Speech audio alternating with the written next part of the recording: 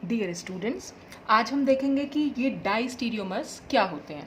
तो डाइस्टीरियोमर्स के लिए अगर हम अकॉर्डिंग टू डेफिनेशन जाएं तो the optical isomers of a compound which are not the mirror images of each other are called diastereomers and the phenomenon is known as diastereomerism. मतलब कि ऐसे स्टीरियो आइसोमर्स जो एक दूसरे की मिरर इमेज ना हो तो उनको हम बोल देते हैं डाइस्टीरियोमर्स। तो इनेंशियोमर्स से हम इनको कैसे डिफ्रेंशिएट कर सकते हैं? इनेंशियोमर्स एक दूसरे की मिरर इमेजेस होते हैं, जैसे मैंने अपने लास्ट वीडियो में आपको समझाया भी था, और non superimposable mirror images होते हैं, जबकि डाइस्टीरियोमर्स एक दूसरे की मिरर इमेज नहीं होते हैं। जैसे हमने यहाँ पर एक कंपाउंड देखा, फॉर एग्जाम्पल टार्ट्रिक एसिड लिया, तो ये हमने सपोज उसकी डी फॉर्म ले ली। ये मैंने आपको बताया भी था स्मॉल डी और स्मॉल एल क्या होते हैं। तो ये डी फॉर्म ली डी टार्ट्रिक एसिड की, और एक हमने ले लिया मीजो टार्ट्रिक एसिड। तो जब हम इन दोनों की अगर हम मिरर इमेज देखें तो ये एक दूसरे की मिरर इमेज नहीं है, तो इसलिए हम ये कह सकते हैं कि ये दोनों एक दूसरे के डाइस्टीरियो आइसोमर्स हुए या डाइस्टीरियोमर्स हो गए। और ये दोनों जो होंगे हमारे डाइस्टीरियोमर्स, ये ऑप्टिकली एक्टिव हो भी सकते हैं और नहीं भी हो सकते। जैसे अगर हम यहाँ पर बात करें तो डी टार्ट्रिक एसिड तो कायरल है, यानी कि ऑप्टिकली एक्टिव है, जबकि मीजो टार्ट्रिक एसिड क्योंकि इसमें प्लेन ऑफ सिमेट्री होती है इसलिए ये अकायरल होता है, या हम ये कह सकते हैं ये ऑप्टिकली इनएक्टिव होता है। अब हम देखते हैं कि इनकी प्रॉपर्टीज़ क्या क्या हो सकती हैं। तो सबसे पहली प्रॉपर्टी है इसकी, diastereomers differs in physical properties such as melting point, boiling point, density, solubility etcetera. मतलब डाइस्टीरियोमर्स जो होते हैं इनकी जो फिजिकल प्रॉपर्टीज़ होती हैं वो डिफरेंट होती हैं, एक दूसरे से अलग अलग हो जाएंगी। अच्छा, सेकेंड पॉइंट क्या है, दे मे और may not be optically active. जैसा कि मैंने आपको भी एग्जाम्पल के थ्रू बताया भी कि ये ऑप्टिकली एक्टिव हो भी सकते हैं और नहीं भी हो सकते। जैसे कि जो ज्योमेट्रिकल आइसोमर्स होते हैं वो ऑप्टिकली इनएक्टिव होते हैं, क्योंकि वहाँ पर तो कोई कायरल कार्बन ही नहीं होता। तो जितने भी मैंने आपको लास्ट वीडियो में बताया था कि जो भी सिस ट्रांस आइसोमर्स होते हैं वो सारे हमारे डाइस्टीरियोमर्स कहलाते हैं और वो ऑप्टिकली इनएक्टिव होते हैं। Number third point is diastereomers have similar but not identical chemical properties similar तो होंगी लेकिन आइडेंटिकल नहीं होंगी, एक जैसी बिल्कुल नहीं हो पाएंगी। जैसे कि the rates of reaction of diastereomers with chiral और अकायरल रिएजेंट्स आर डिफरेंट। तो मतलब अगर हम किसी जो भी हम डाइस्टीरियोमर्स पेयर ले रहे हैं, अगर हम उनकी रिएक्शन किसी कायरल या अकायरल रिएजेंट से कराएं, मतलब किसी ऑप्टिकली एक्टिव से या किसी ऑप्टिकली इनएक्टिव रिएजेंट से कराएं, तो दोनों जो आइसोमर्स हमने लिया ना, जो दोनों डाइस्टीरियोमर्स होंगे उनके रेट ऑफ रिएक्शन हमेशा हमें डिफरेंट देखने को मिलेंगे, चाहे हम रिएजेंट कायरल ले लें और चाहे हम अकायरल ले लें। Fourth point is, due to differences in their physical properties, diastereomers can be separated from one another through techniques such as fractional crystallization, fractional distillation, chromatography, etc. अब क्योंकि इनकी फिजिकल प्रॉपर्टीज़ एक दूसरे से डिफ़र करती हैं, इसलिए हम इन्हें जो भी ये मेथड्स यहाँ लिखे गए हैं इनके थ्रू हम इन्हें सेपरेट कर सकते हैं। जैसे कि fractional crystallisation, fractional distillation, chromatography, इन सब टेक्निक्स के थ्रू हम डाइस्टीरियोमर्स को एक दूसरे से सेपरेट कर सकते हैं क्योंकि उनकी फिजिकल प्रॉपर्टीज़ में हमें डिफरेंस देखने को मिलता है। अब आते हैं कुछ एग्जाम्पल्स। अब डाइस्टीरियोमर्स जैसे कि मैंने आपको बताया कि एक दूसरे की मिरर इमेज नहीं होंगी, तो यहाँ पर हमने पहला एग्जाम्पल लिया इरिथ्रोज और थ्रियोज शुगर का। तो इरिथ्रोज शुगर ये हमने देखी, इस तरह का स्ट्रक्चर हो गया जिसमें दोनों OH जो है वो सेम साइड है। थ्रियोज शुगर जहाँ पर दोनों OH एक दूसरे से ऑपोजिट साइड होते हैं। तो अगर हम इन दोनों को देखें तो ये दोनों कंपाउंड एक दूसरे की मिरर इमेज नहीं है और इसीलिए ये डाइस्टीरियोमर्स हैं। अब ये हो गया सिस ब्यूटीन और ये है ट्रांस ब्यूटीन। तो सिस और ट्रांस तो हमेशा ही डाइस्टीरियोमर्स होते हैं, तो वहाँ पर तो आपको कुछ देखने की ज़रूरत ही नहीं, जैसे ही आपको लगे कि सिस ट्रांस फॉर्म्स दी हुई हैं तो वो डाइस्टीरियोमर्स ही होंगी। नेक्स्ट कंपाउंड ये हमने यहाँ पर भी हमारा सिस और ट्रांस है। अब सिस कैसे है, क्योंकि यहाँ पर जो भी हमने ये साइक्लोब्यूटेन लिया है दोनों मिथाइल ग्रुप हैं जो अबव द प्लेन है। यहाँ पर एक methyl group above the plane है और दूसरा मिथाइल ग्रुप जो है वो बिलो द प्लेन है, तो दोनों ही एक दूसरे की मिरर इमेज बन ही नहीं सकते और ये सिस और ट्रांस है, इसलिए ये डाइस्टीरियोमर्स हुए। नेक्स्ट कंपाउंड हमने जो नेक्स्ट एग्जाम्पल लिया है वो भी एक शुगर है और उसके भी हमने अगर एक ये दूसरा कंपाउंड हमने लिया तो ये दोनों भी एक दूसरे की मिरर इमेज नहीं है। तो एक तो हमने पता लगाया कि एक दूसरे की मिरर इमेजेस नहीं है, दूसरा हम पता कैसे लगा सकते हैं, कई बार ऐसा होता है जैसे मैंने आपको लास्ट वीडियो में भी समझाया था कि मिरर इमेजेस कई बार हम नहीं बना पाते, तो हम क्या करते हैं उनका कन्फिग्रेशन निकाल के देख लेते हैं। जैसे कि अगर हम पहला एग्जाम्पल देखें जो हमने इरिथ्रोज और थ्रियोज का लिया, यहाँ पर इस कार्बन का कॉन्फ़िगरेशन होगा R और इस कार्बन का कॉन्फ़िगरेशन भी R होगा। ये मैंने आपको समझाया भी था जब मैंने आपको R और S नॉमेनक्लेचर समझाया था कि जब भी कभी हम शुगर्स की बात करते हैं यानी कार्बोहाइड्रेट्स के केस में क्या होता है, बॉटम कार्बन पर CH2OH मिलेगा और ऊपर आपको CHO मिलेगा। तो इस केस में क्या होगा, अगर OH राइट हैंड साइड पर है तो उसका कॉन्फ़िगरेशन हमेशा R आएगा और OH अगर लेफ्ट हैंड साइड पर है तो कॉन्फ़िगरेशन S आएगा। चाहे तो आप इसको निकाल के भी देख सकते हैं और ये इसकी शॉर्ट ट्रिक है। तो हमने क्या करा, यहाँ पर इसका कॉन्फ़िगरेशन देखा, क्योंकि दोनों OH राइट हैंड साइड पर है तो इसलिए ये R हो गया। और ये सिर्फ शुगर्स के केस में ही ये ट्रिक काम करती है, वरना तो आपको निकाल के ही देखना पड़ेगा।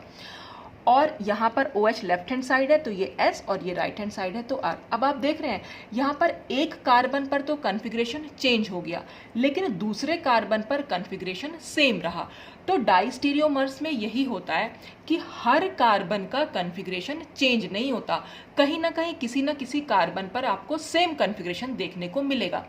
अगर ये, और इनैंशियोमर्स से हम इसको डिफ्रेंशिएट भी कर सकते हैं। इनैंशियोमर्स में क्या होता है, हर कार्बन का कॉन्फ़िगरेशन चेंज होता है। जैसे अगर किसी कार्बन पर कॉन्फ़िगरेशन R है और अगर वो हो जाए SS तो इसका मतलब ये हो जाएंगे इनैंशियोमर्स।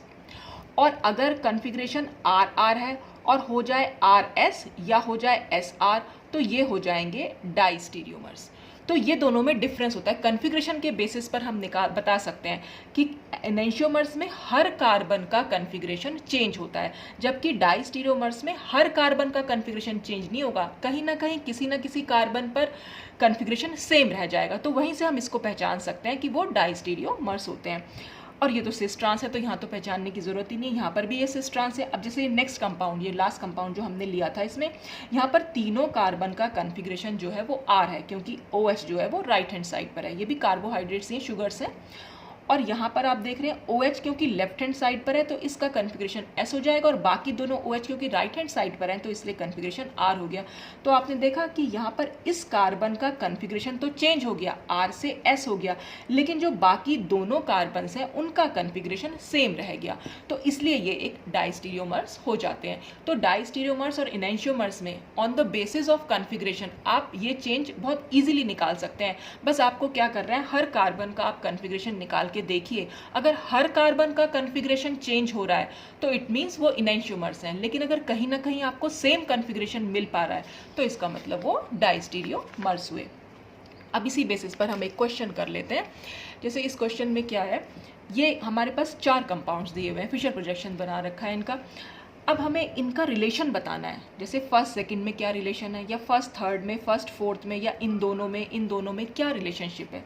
तो सबसे पहले हम बात करते हैं फर्स्ट और सेकंड की। अब हमने बात की फर्स्ट और सेकंड की, तो देखिए जब भी कभी आपको 2 आइसोमर्स दिए हुए हों और आपको उनके बीच में रिलेशनशिप बतानी, तो सबसे पहला काम आपको क्या करना है, कनेक्टिविटी चेंज करनी है। वो कनेक्टिविटी देखनी है, चेंज नहीं करनी है, कनेक्टिविटी देखनी है हर कार्बन की। देखिए अगर हम पहले कार्बन की बात करें, इस कार्बन से एक PH, एक H, एक Cl और एक ऐसा कार्बन जुड़ा हुआ है, ठीक है, ये पूरा ग्रुप जुड़ा हुआ है। यहाँ पर अगर हम इस कार्बन की बात करें, इस कार्बन से PH तो ठीक है सेम है, लेकिन Br और ड्यूटीरियम जुड़ा हुआ है, जबकि यहाँ H और Cl जुड़ा हुआ है। तो यहाँ पर तो इन दोनों कार्बन की कनेक्टिविटी जो है वो डिफर कर गई, यानी कि दोनों की कनेक्टिविटी में डिफरेंस है। जब भी कभी ऐसे कार्बन एटम हमें दिखाई दें जहां दोनों की कनेक्टिविटी डिफर कर रही है, तो इसका मतलब वो स्टीरियो आइसोमर्स हो ही नहीं सकते। स्टीरियो आइसोमर्स में हमेशा कनेक्टिविटी सेम देखने को मिलेगी। अगर कनेक्टिविटी डिफरेंस है तो इसका मतलब वो है वो कॉन्स्टिट्यूशनल आइसोमर्स होते हैं। ये मैंने आपको सबसे पहले वीडियो में बताया था कि आइसोमर्स को हम 2 टाइप्स में डिवाइड कर सकते हैं, एक होते हैं कॉन्स्टिट्यूशनल आइसोमर्स, दूसरे होते हैं स्टीरियो आइसोमर्स। तो कॉन्स्टिट्यूशनल आइसोमर्स में हमेशा कनेक्टिविटी डिफरेंट हो जाती है, जबकि स्टीरियो आइसोमर्स में कनेक्टिविटी सेम रहती है। तो ये तो स्टीरियो आइसोमर्स है ही नहीं, तो इसलिए डाइस्टीरियोमर्स या इनैंशियोमर्स निकालने की बात ही नहीं होगी, ये दोनों हो जाएंगे कॉन्स्टिट्यूशनल आइसोमर्स। अब हम बात करें फर्स्ट और थर्ड की, तो सबसे पहले हम कनेक्टिविटी चेक करेंगे। कनेक्टिविटी चेक करें, इस कार्बन से एक PH, एक H और एक Cl जुड़ा हुआ है और एक ये पूरा ग्रुप जुड़ा हुआ है। यहाँ पर भी इस कार्बन से PH, एक Cl, एक H और ये पूरा का पूरा ग्रुप सेम ग्रुप जुड़ा हुआ है। तो इसका मतलब यहाँ पर कनेक्टिविटी जो है वो सेम है। अब Cl चाहे लेफ्ट हैंड साइड पर है चाहे राइट हैंड साइड पर है, हमें उससे कोई मतलब नहीं है फिलहाल, हमें सिर्फ ये चेक करना है कनेक्टिविटी सेम होनी चाहिए। और अगर हम दूसरे कार्बन की बात करें तो दूसरा कार्बन Br से ड्यूटेरियम से, मिथाइल से, और ये पूरा ग्रुप जुड़ा हुआ है। तो यहाँ पर भी Br है, D है, CH3 है और ये पूरा ग्रुप है, तो इसकी भी कनेक्टिविटी सेम है। तो जब दोनों कार्बन की कनेक्टिविटी सेम है, इसका मतलब ये दोनों जो है स्टीरियो आइसोमर्स हैं। अब स्टीरियो आइसोमर्स को हम दो टाइप्स में डिवाइड करते हैं, एक इनैंशियोमर्स होते हैं, दूसरे डाइस्टीरियोमर्स होते हैं। और दोनों में डिफरेंस क्या था? Enantiomers non superimposable mirror images होते हैं और डाइस्टीरियोमर्स एक दूसरे की मिरर इमेजेस होते ही नहीं है। तो यहाँ तो हम इजीली मिरर इमेज बना के देख सकते हैं, इसलिए हमें कॉन्फ़िगरेशन से भी कोई मतलब नहीं है। तो अगर हम इसकी मिरर इमेज बनाएं, सपोज इसकी मिरर इमेज कैसे बनेगी? देखिए इसकी मिरर इमेज हम बना सकते हैं, यहाँ मैं बना के दिखा दे रही हूँ। जो टॉप है वो तो टॉप ही रहेगा, जो बॉटम है वो भी बॉटम रहेगा, जो राइट हैंड साइड पर है वो लेफ्ट हैंड साइड पहुँच जाएगा, यानी Cl अब यहाँ आ जाएगा, और जो लेफ्ट हैंड साइड पर है वो राइट हैंड साइड पहुँच जाएगा। ऐसे ही ये जो राइट हैंड साइड पर है ये यहाँ पहुँच गया लेफ्ट हैंड साइड पर, और जो लेफ्ट हैंड साइड पर है वो राइट हैंड साइड पर पहुँच गया। तो ये इसकी मिरर इमेज बन गई। अब अगर हम इस कंपाउंड को इस कंपाउंड से मैच करें तो दोनों कंपाउंड सेम है, इसका मतलब फर्स्ट और थर्ड एक दूसरे की मिरर इमेजेस हैं। और जब ये एक दूसरे की मिरर इमेजेस हैं तो अब हमें चेक करना है क्या ये एक दूसरे के ऊपर सुपर इम्पोजेबल है या नॉन सुपर इम्पोजेबल है। तो अगर हम इसको उठा के सपोज मैं इसके ऊपर रख दूं तो क्या होगा? Cl के नीचे H आएगा, D के नीचे Br आएगा, ठीक है, PH के नीचे PH आ रहा है, CH3 के नीचे CH3 आएगा। लेकिन क्योंकि यहाँ पर सेम ग्रुप्स के नीचे सेम ग्रुप नहीं आ पा रहे हैं, इसका मतलब यहाँ पर non superimposable mirror image हमें दिखाई दे रही है। चाहे हम इसको 180 डिग्री पर रोटेट कर लें तभी भी आपको ऐसा ही देखने को मिलेगा। तो इसलिए हम ये कह सकते हैं कि ये एक दूसरे की मिरर इमेजेस तो हैं, लेकिन non superimposable mirror images हैं। तो अगर ये non superimposable mirror images हैं तो इसका मतलब ये दोनों आपस में इनैंशियोमर्स हो गए। तो हम लिख सकते हैं फर्स्ट और थर्ड आर इनैंशियोमर्स। अब हम कंपैरिजन करेंगे फर्स्ट एंड फोर्थ का। इन दोनों को अगर हम देखें तो सबसे पहले हमें कनेक्टिविटी चेक करनी है। कनेक्टिविटी में यहाँ पर अगर हम इस कार्बन की बात करें HClPH, तो यहाँ पर भी हमें HClPH और ये पूरा ग्रुप दिख रहा है। और नीचे वाले कार्बन की बात करें तो BrDCH3, यहाँ पर भी BrDCH3 और ये पूरा का पूरा ग्रुप। तो यानी कनेक्टिविटी तो सेम है, इसका मतलब स्टीरियो आइसोमर्स तो हैं। लेकिन अब ये कैसे स्टीरियो आइसोमर्स हैं, इनैंशियोमर्स हैं या डाइस्टीरियोमर्स हैं? तो फिर वही हम देखेंगे। देखिए मैंने इसकी मिरर इमेज बनाई थी ये, तो ये दोनों और इसको अगर हम एक साथ देखें तो भाई ये दोनों एक जैसे तो नहीं लग रहे हैं, तो इसका मतलब ये इसकी मिरर इमेज तो नहीं बन रहा है। तो जब ये इसकी मिरर इमेज नहीं बन पा रहा है तो इसका मतलब ये डाइस्टीरियोमर्स है। तो साफ सी बात है, कनेक्टिविटी सेम है, कनेक्टिविटी सेम होने के बाद हमें मिरर इमेज चेक करनी है। और क्योंकि इसकी मिरर इमेज तो ये बन रही थी, यानी हम कह सकते हैं ये थर्ड कंपाउंड इसकी मिरर इमेज था, लेकिन ये फोर्थ कंपाउंड इस कंपाउंड की मिरर इमेज नहीं है, तो इसलिए ये डाइस्टीरियोमर्स है। तो अगर आपको ऐसे क्लियर ना हो रहा हो तो फिर आप कन्फिग्रेशन निकाल के भी देख सकते हैं। कन्फिग्रेशन में हमेशा आपको यहाँ पर कोई ना कोई सिमिलैरिटी मिलेगी, और सिमिलैरिटी मिलेगी भी। देखिए यहाँ पर जो कन्फिग्रेशन मिलेगा आपको वो सेम कन्फिग्रेशन ये भी मिलेगा। सपोज मैंने अभी कोई कन्फिग्रेशन निकाला नहीं है, मान लो इसका कन्फिग्रेशन अगर R आया सपोज, और इसका कन्फिग्रेशन सपोज S आया, ठीक है, तो यहाँ पर क्या होगा? इसका ये तो बिल्कुल सेम लग रहा है, ये पूरा कार्बन, ये कार्बन का कनेक्ट सेम, इधर H है तो यहाँ पर भी इधर H है, यहाँ Cl है तो यहाँ पर भी Cl है, तो इसका तो R ही रहेगा। लेकिन यहाँ पर जो ये S है, यहाँ पर Br लेफ्ट हैंड साइड पर है जबकि Br यहाँ राइट हैंड साइड पर है, तो ये S जो है चेंज होके वापस R हो जाएगा।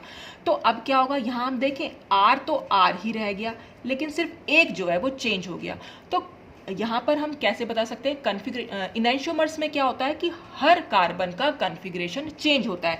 जैसे अगर हम यहाँ पर जाते तो ये R का S हो जाता और इस S का ये R हो जाता, तो R का S होना और S का R होना यानी हर कार्बन का कन्फिग्रेशन चेंज हो गया, तो इसलिए ये इनैंशियोमर्स थे। लेकिन यहाँ पर एक कार्बन का कन्फिग्रेशन तो सेम रह गया और दूसरे का ही चेंज हुआ। तो सेम क्योंकि रह गया है, मैंने अभी आपको बताया था कि डाइस्टीरियोमर्स में हर कार्बन का कन्फिग्रेशन चेंज नहीं होता, कहीं ना कहीं आपको सेम कन्फिग्रेशन देखने को मिलेगा, तो इसलिए भी ये एक डाइस्टीरियोमर्स है। तो मिरर इमेजेस के बेस पर भी आप बता सकते हैं और इनके कन्फिग्रेशन के बेस पर भी आप यहाँ बता सकते हैं।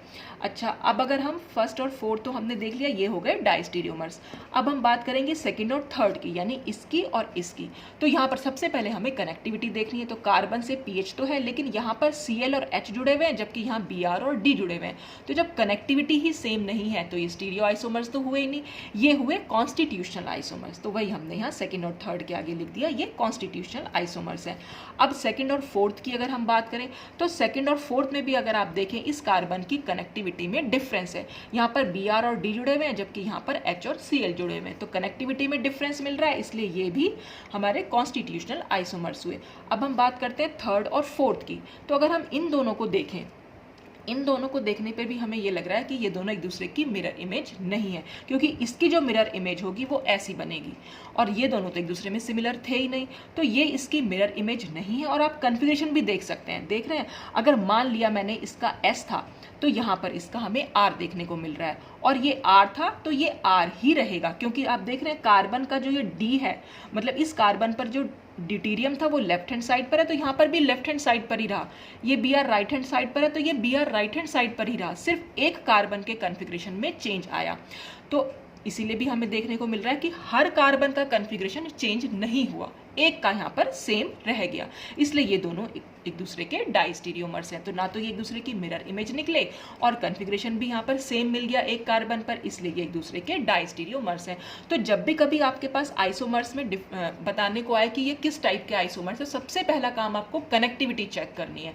कनेक्टिविटी चेक करने के बाद आप चेक करेंगे अगर वहाँ पर सेम कनेक्टिविटी मिल रही है तब तो वो तब तो वो स्टीरियो आइसोमर्स होंगे, लेकिन अगर कनेक्टिविटी चेंज मिल रही है तो वो कॉन्स्टिट्यूशनल आइसोमर्स होंगे।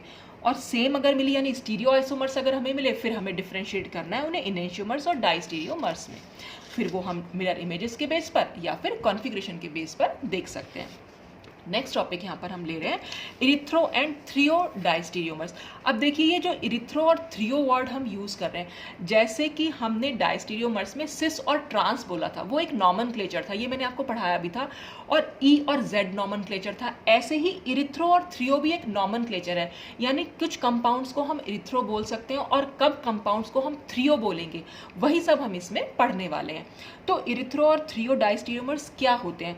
तो ये जो नॉमेनक्लेचर है, यानी ये जो नाम है इरिथ्रो और थ्रियो, ये कहाँ से आया?